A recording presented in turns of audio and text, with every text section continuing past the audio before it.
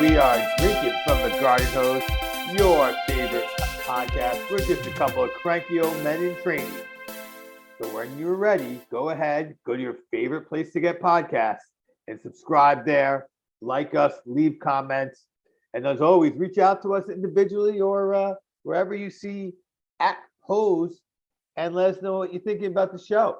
Before I get to Ed, I want to thank all the people who reached out to us and complained about the sound. That was my fault. But it also felt great to know you're listening and care enough to let us know how things are going. Ed, how are you? I'm doing great, and I know some people said it was the best show we ever had because they couldn't hear me. So sometimes the feedback, is a little caustic. So, Obi, I'm doing well, but I got a question for you. You said cranky old men in training. At what point do we lose our training wheels? A, or is it an age thing, or is it we just have to be really cranky? Well, I was wondering the exact same thing myself, given what happened this week. You turned 50, so I think even though I'm right behind you, 50 is like, I hate to say it, it's not middle age. It's like officially old. So are we in training for when we're old because we're already cranky? Or are we in training to get old? Or are we, in training for when we are old, we can get cranky? Or are we, those are options. I think there's more. I'm losing them all, but you're old now, and I think you're almost cranky. Yeah, no, I'm definitely cranky, and I'm cranky, and I think I'm old now because double ARP or whatever, they start sending you crap when you're 50. So I think the cranky old men in training is meaning that we're cranky, but we're training to be old. I think that's what it really means. Like you can't train to be old. You're just gonna turn old. So I don't know. I think you're a cranky old man in training still. You haven't hit the 5-0. I think I'm officially a cranky old man. Well, congratulations on your birthday, cranky old man. So now we're a cranky old man in training and his coach. So I'm kind of Jedi Master and you're the Padawan. Yeah, you're lucky if I call you coach. I'm not calling you master. I think you should call me Matt, but that's beside the point. So let me tell you, I'm a little shot out of the cannon tonight, and I know that you had an agenda, but I'm going to take us off of it a little bit. And this has to do with being a little cranky and definitely being old. So I'm trying to buy a new car. The reason I'm getting a new car is I have 2 drivers in the house, third who should be a driver, but I'm convinced the reason she hasn't been able to drive as much as I'd like to get the license is we don't have a car for her to drive. I have a company vehicle. No one's allowed to drive it except me. So we're really one car family, and my wife takes that car to work. So when I'm picking my daughter up from school, she can't drive home. She can't drive my car. When I take her to school, she can't drive my car. So I figured the brainstorm was, let's just buy a second car, and then it'll be around. I can use that to go pick her up and then let her drive home, right? And then we'll get her license. Then she'll have the independence she needs. And me and my wife will have the independence we need, if you know what I'm saying, parents who drive your kids everywhere. So got a car, bought it over the weekend, made an appointment, keyword, appointment at 4 o'clock today to go pick the thing up, right? I'm greeted at 3:50 by the sales manager who says, oh, yeah, you're here to pick up your car today. Keyword, pick up car. Yes, I'll tell your salesman that you're here. So then we go sit, me and my wife. By the way, I'm buying the car in my name. I just didn't feel like doing the paperwork in her name. So the only reason she's there is you can't drive a car and then drive home 2 cars, right? So I needed 2 drivers in 1 car, right? That's the only reason she's there. She didn't sign. You being your wife. Yeah, my wife, Bridget. She didn't sign a goddamn thing while we're there, all right? But anyway, so we wait 20 minutes. Then our salesperson says, oh, they never told me you were here. So the sales manager didn't, he screwed up there. Anyway, I go through, we sign all the paperwork. It's now 5:20, so an hour and 20 minutes I've been there. Actually, an hour and a half because I got there 10 minutes early. The sales manager says, oh, there's a problem. It's a pre-owned car. We don't have the title. I can't let you take the car today. I said, what do you mean? You let me go through an hour and a half here, and you're not letting me take the car. Then he says, well, I didn't know you wanted to take the car today. Remember, he met me at 3:50 and says, oh, you're picking the car up today. So once a guy lies to me, then I lose my freaking shit. Right. So I lost it. And he's like, well, what do you want me to do for you? I'm like, I don't know. maybe give me my time back. Now I got a meeting. He goes, well, why'd you schedule a meeting for? I said, does it take 2 hours to buy a car these days? Like, well, how come nobody tells me this stuff? Well, what do you want me to do? It's nobody's fault. It's not my fault. It just happened. I'm like, wait a second. You told me that you thought you had the title, and then, why didn't you just tell me you didn't have the title when I got here at 4:00? And then, anyway, at the end of the day, I'm stuck buying a car from a dealership I never want to do business with. You don't have to buy that car. You got 10 days rights to rescind the car. I know. But here's the problem, Obi. My time matters. They wasted my time already. I have to go to the bank. I have to cancel the bank check, get another bank check for the new dealer that I'm going to buy. I may have to deal with the same assholes, not the same assholes, but different assholes, but the same type of asshole at the new dealer, right? So at the end of the day, my time is more valuable than principal. I figured this out, right? So I'm going to buy this car, and they're dead to me after that. Particularly the sales manager, who's a liar. I told the salesman afterwards, I said, I just want you to know you're working for a liar. And here's where he lied specifically. And I told him, this is a young kid. And I said, this is where he lied to me specifically. I laid it out like 3 different times, 3 different instances. And I said, that's why I got pissed. And I said, I want you to know something. Working for a guy like that's not going to help your career. Because you know what's going to happen? You're not going to sell a car a second time. You're going to sell it to a person the first time. They're never coming back. That's not going to be good for you. And he looked at me. He goes, yeah, I know. He's an asshole. I said, yeah, that's exactly what me and my wife were just talking about. He's an asshole. So anyway, shot out of a cannon. I turned 50 and got screwed at the car dealer today. Well, since you can't get retribution, I'm here to let you vent. Why don't we go one step further and give the name and the dealership of who they should not go to? Or you sales just manager Kevin, and Stanford Hyundai. okay? Now the Chris Chung is the salesman, good guy.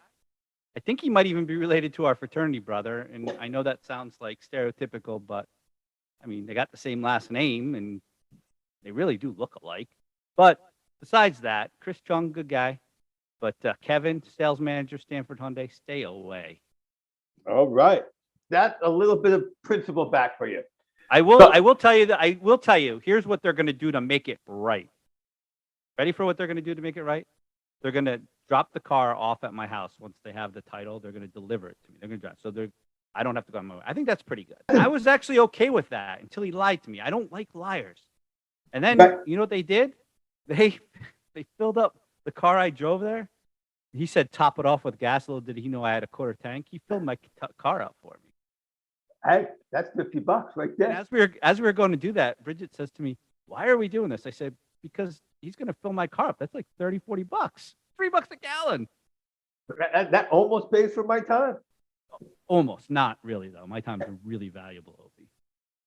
So I'm really important, if you didn't know that.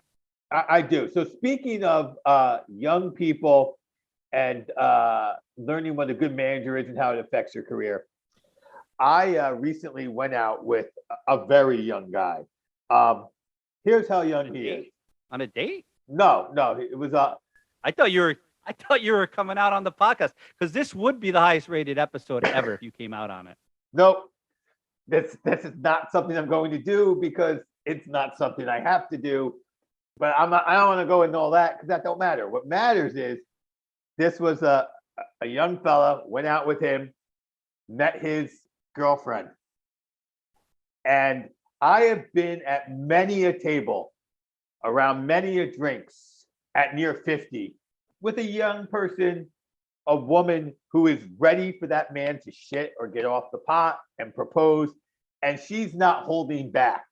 Anytime a child conversation comes up, a wedding conversation comes up, a story of another couple getting married comes up, she lets it be known she is ready. What is taking so long? And many times I've said to the gentleman involved, I take him aside at some point, not like, hey, immediately, next time I see him or she leaves, dude, you probably need to shit or get off the pot, because if not, she's going to cheat on your ass. But this time was very different. I happened to know that he had already purchased the ring and gotten the father's approval. And he was just waiting for them to go. Like, he was planning the proposal. And I just kept wanting to go, just ask her already, because this is making me crazy sitting here. So you're out with this couple. and you know that he's already got which, by the way, that's a whole other stupid thing, getting permission. But I digress on that one. That's another episode. But that just Right. it's freaking 2022. We don't need to get permission, okay? But Says the girl dad. yes. Well, shit. Now you put it that way. Anyway, I was thinking as the guy getting married. I wasn't. All right. Like I said, it's a whole other episode. Why you got to screw me up like that? But my point is, so you're sitting. I'm just trying to lay it out for people because sometimes you're not always that clear. I mean, obviously, when you told everybody what Dancing with Myself is, you were very clear. But my point here is, you knew he's getting married to this girl. Got the ring, got the permission. Yet she's still yapping away about when you're gonna marry me. Look at these kids. You're never right. Is what's going on? I don't want to say yapping away. I would say throwing my words. zingers. Yapping away. My words. I'm going to go with throwing zingers. Okay. Yes. And you had to sit there and keep your mouth shut? I had to sit there and keep my mouth shut. See, I think what I would have done in that situation is I probably would have obviously I know this has happened before, so you always keep your mouth shut, but I think I would have changed course that night. And I think I would have been like, yeah, how come you're not going to marry her?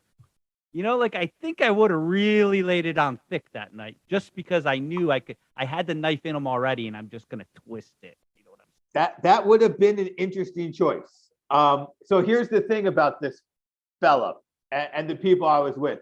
As you know, I recently changed roles, but this was the guy who I had worked with for the last 4 years and his manager who had been my manager for the last 4 years. And I didn't want to totally dig in on him, although I feel like I probably said once or twice, like, yeah, you are waiting a while. You know, you're not going to get anything this good again. But I was a little like, it was a weird position to be in. I think you're right. I think I should have gone with that strategy no matter what the circumstances were, because that is the right strategy. Knowing everything, but definitely the right strategy. And you got to get out of jail free card because basically he's going to marry her and you can't get in trouble for that. No, That's the one thing you can't get in trouble for. He's going to marry her. It's not like you're being a jerk, but it's a funny jerk. It's a good jerk. Right. It's not like he's going to come back and go, you know, I really want out of this relationship. No. Yeah, that'll get you fired. Like if you knew he wanted out and you sat there and tried to like egg him, yeah, then you should get fired. I get that. Right. Yeah, I you know what? You're making me feel bad for missing an opportunity. So also, I got a suggestion for you. Has he popped the question yet?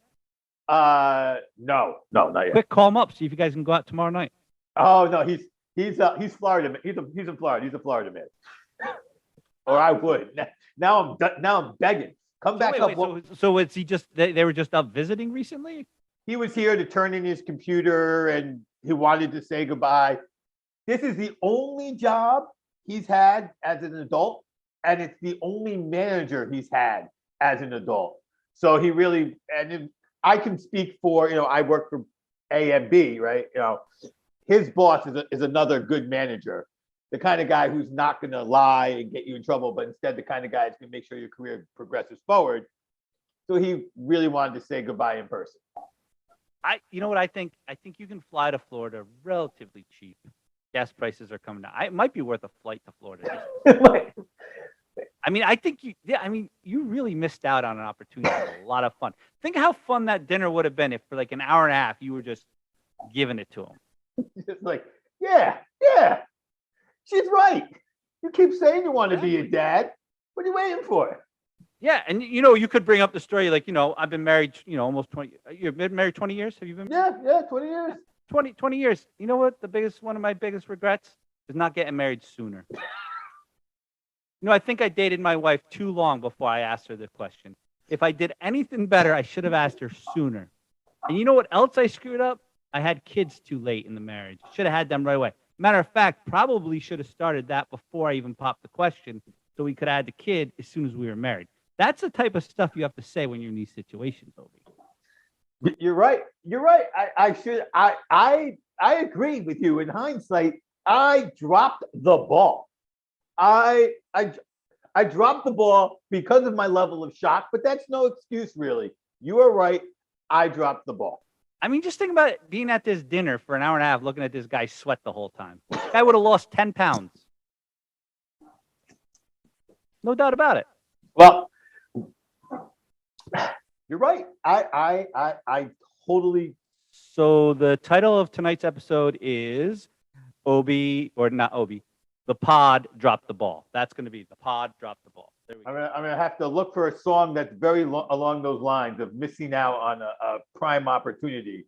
But yes, I'll even scribbling that down there. Dropping the ball. Now, speaking of dropping, is this our transition to the Queen? the Queen dropped. Dropped. The Queen dropped. So I know you are Sir Edward, our royal examiner, and let's bring that guy back in. And I know you want to talk about the Queen or whatever is going on with the royals. Yeah. So I texted you right after she died. I'm like, we got to talk about this on the next episode. You were in on it. I'm in on it because I'm like amazed by this whole thing. First of all, she's 96, right? She's 96 years old when she died. Yeah. And I just don't understand. Like, I don't know. How is she perfectly fine one day and then the next day she's under medical supervision and then dead? Like, are they not telling us something? Did she really die in her sleep, but they just, I don't know, watched her for a little while so that everyone else could get there to say goodbye and not feel bad? Like, I don't know. It just seems fishy to me, Obi. What do you got it? I mean, you have to have thoughts on that. Would I believe, because I'm less conspiracy prone than, I'm fully on the other side of the conspiracies. I miss out on the conspiracies that are real. Is that she was iller than they let on for longer than they let on. All right. That sounds like a conspiracy in and of itself. Yeah. They were lying to us because I'm telling you, it seemed as like I think she was out in public before, but she could have been deathly ill and they propped her up like Weekend at Bernie's. I know there were rumors. There were rumors that she was dead before the thing that just went on, the bicentennial or whatever it was, that the 75th Jubilee. Yeah. There was rumors that she had died before the 75th Jubilee, and that they just wanted to celebrate it, and then they would announce she was dead. I know that those were rumors that were out before this actually happened. So I imagine she was sick, just a little more under wraps than, to be expected. So that's my first observation. Then my second observation is this really unique thing about social media where everyone has an opinion. And like half of social media, maybe 75% of social media, like love the Queen. I don't know exactly why they love a monarch, but anyway, love her, are very sad that she died, just enthralled. Then there's 25% who are teaching me history lessons about colonialism and the British Empire and all of the bad that not only did Britain do recently, by the way, like within the last 70 years while she was queen, and that she's to blame for all of it, even though she's got no governmental power. But then you find out that some of her crown jewels were stolen from countries. And that's the 25%. And so I'm really conflicted. Like, oh my God, like over half the people love this woman. Then the other half are like, she's a jewel thief. Are you seeing this? I'm the only difference. I'm going to say I live in a slightly different world than you. Mine was more like South Jersey. Friends in North Jersey, the majority of them. But I would say I was more like 66% loved her, and a third didn't. So, I mean, were you surprised by the hate? No. Wow, I was shocked. I know haters. Like I know people who have hated for a while and have. Apparently, I know haters too. I know public haters, people who have expressed disdain for the crown publicly prior to this event. Yes, yeah, I didn't know it really existed. So that's my second point. My third point is you got Charles here. Freaking guy, 73 years old. Can you imagine waiting your whole entire life to be king? To be king, and you got finally your mom dies. Like, But I like think about this. If your mom died when you're like 26 and become king, you're probably conflicted. You're probably like, shit, I really miss my mom, but I'm king. But when you're 73, Charles, he's like, son of a bitch. I've been waiting for this moment, and do not let anything get in the way of this. Like, I mean, come on. The guy's got to be overjoyed his mom kicked the bucket. I'm not going to say he's overjoyed his mom kicked the bucket, but that part of reaching the pinnacle of your life at 75, how awesome though is that really? Like you watch professional athletes, right? These folks peak in their 20s. If the really good athletes can go to 30, and then the freaks make it to 40, and then it's all downhill. And not every single one of them, but like 90% of them are all downhill from them. Even if you get the gig on ESPN, for most of you, it's not as good as it was when you were the star athlete. And so, you and I, we have more normal office jobs. We might get that peak at 55 to 60, but then you're just like, I'm done. I'm just looking forward to retirement. This guy gets to look forward to starting his real work at 75 years old and peaking in his 70s. That's the dream. That's a dream. I mean, so that's a great conversation. Would you rather peak in your 20s and 30s, like when you can actually flaunt that peak at the club, or wait till you're 75 when you're going to bed at 7:30 at night? I think, knowing that I still think I don't want to say best years, but in the way we're talking about, my best career years are still probably I'm probably just about starting them. I think that's better than having peaked 20 years ago and now just being disappointed in what I'm doing. Like, I used to throw touchdowns. Now I'm talking about some dude throwing touchdowns. Okay, let me put it another way for you. This guy just peaked, and he wakes up in the morning next to Camilla. Yeah, okay. That's who he chooses to wake up next to. That's his choice. I'm not going to judge the man's choice of who he chooses to wake up to. Although, we don't know who he wakes up next to because the royal family is pretty secretive. Okay, so that was my third thing. Yeah. Thing, that was at least you turned that last question from like me avoiding it to something funny. We don't really know who he wakes up next to. My fourth point is, who had any idea that King Charles could have picked a name other than Charles? Like, I didn't know it until the Queen died. They're like, oh, what's his name going to be? Wait, it's a choice? Wait, can we bet on this? So then I'm trying to think, like, can I get odds on Arthur? Like, King Arthur would be awesome, right? And before I even thought this whole thing through, it's announced he picked King Charles. So it was kind of like a build-up to a nothing burger, because I only knew he could change his name for, like, I don't know, 5 minutes until I found out, he ain't doing it. Well, he could change. I think the names he could pick were his name as well, like anything that was one of his many middle names or Charles. He had like 5 names. Arthur was one of them, by the way. Oh, was it? Okay. I would have picked Arthur. Been King Arthur. I definitely would have been King Arthur, the once and future king. That's definitely what I would have done. I'm 75. I'm King Arthur. Yeah, I'm gonna live. That maybe Charles isn't as excited as you think he is about being king if he didn't even go with King Arthur. Or maybe he just loves his name. He just doesn't want people to start calling him Arthur, because he'd be like, who's Arthur? I'm 75. You can't start calling me something new now. It don't work. All right. So here's my last thing. The royal family. I probably could go on for days, but here's the last thing I have. All right. They have, like, she's dead. She's in a coffin and she's in a room somewhere, right? Yet they have people lining the roads, and the princess and the princesses are just walking the streets, hugging and shaking people's hands. Like, I don't know. That seems a little odd to me.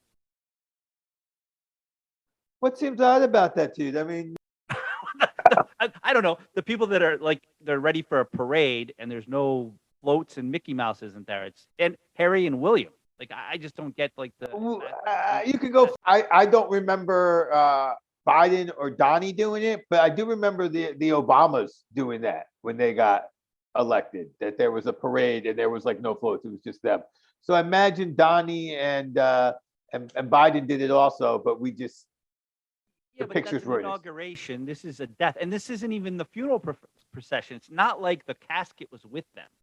They just went out into the streets to hang out with people, and it was like lined. I don't know. The whole thing seems odd to me. and they need to get on with their lives. And we should. And the news. I turn the news on. Thank God for football, because I can watch football now, or even the U.S. Open. I got into that because the only other thing you can watch on the news now is like nonstop coverage of the freaking Queen dying. She's not even in our country. Not even our country. Yes, but that U.S. Open, that was special. Right. Then I actually got me watching tennis for the first time since like Wimbledon was on HBO. Yeah. I was like, woo, go on. I don't think I've really watched tennis since Agassi was playing. Agassi was fun this because I'm old, I can say this. Agassi was fun. But you're right, I got into it. But this isn't a tennis podcast, so let's quit. No. This is not. But it's apparently a Royals podcast. Once a year, we talk about the Royals. Philip died a year ago. We talked about him, and the Queen died. We talked about her. And when Charles dies, we're going to talk about him. You know, we have one other thing that we were going to talk about, and it's a shame because I know you still haven't seen it yet because you got slowed down because the show slowed down. That's Cobra Kai. So there will be some. I'm not going to spoil Cobra Kai plot lines. I am going to minorly spoil one little scene because it is very relevant to our show. And this is the show for anyone who doesn't know about Cobra Kai. During the show, Johnny Lawrence, the original bad guy of the Karate Kid, he drinks Coors Banquet throughout the show pretty religiously, while driving, while teaching people karate, while doing everything. Coors Banquet has paid for this show over and done. There's no question about it. And so in this particular scene, why he's there is not important because I'm not spoiling that. He walks into a bar and he sees somebody drinking a White Claw and he goes, "Ooh, White Claw, that sounds badass. Give me a White Claw." He takes the White Claw. That sounds badass. Well, because Eagle Fang Karate. Exactly. Oh, no, badass. Takes the White Claw, takes a sip, and I'm wondering if he's going to do the full spit take or not. Does not do the spit take and goes, "This tastes like a watermelon piss," and then finishes the White Claw. Well, because he's cheap and he's not going to let alcohol go to waste. No, he's not. No, the one he has not reached rich levels in that show yet. That is not one of the things he's accomplished. Is becoming financially super successful. So he thinks a White Claw tastes like a watermelon piss. I believe that was the exact quote. Yes. And he actually thought it was badass at first. That's hilarious. Yes. I saw that and, of course, immediately thought of our show, thought of bed. I was like, "Do you watch it?" And you said no. So, well, what we learned, first of all, I'm not surprised by that scene at all because if you are Team Johnny like I am and you know his character and you're invested in it, you know he would feel that way about White Claw. So I'm not surprised at all. But what I'm a little disappointed is what we found out is Johnny Lawrence doesn't listen to this podcast because he would have already known that White Claws are not badass. That is the truth. Either that or Billy Zabka does listen to the podcast and did that as a shout out to us, but he didn't mention us anywhere in the credits. So let's go with that. Let's go with that. You know, people steal shit all the time in Hollywood. So if he wants to make up for stealing that, just wink twice in the next episode. Absolutely. Season 6, we're looking for a Billy Zabka wink. We won't sue you, but we'll know that you're listening, Billy. That's right. Awesome. White Claws. That sounds badass. That might be the new saying. White Claw. That sounds badass. I really thought they were going to go full spit take. Like it just had that. Like you knew he wasn't going to like it. That was obvious. Well, but that's so classic that he finished it. That's classic. Yeah. He didn't get rid of it. He's like, "We've been drinking whiskey and White Claws all night." Nice. I think we thought this was going to be an hour and a half episode. You kept it easy on the royal family, mainly because you have questions for me about a subject I don't know about. And that's because the charm is that we suck. I'm Obi. That said, we are drinking from the garden hose. See you next time. Hope you heard me.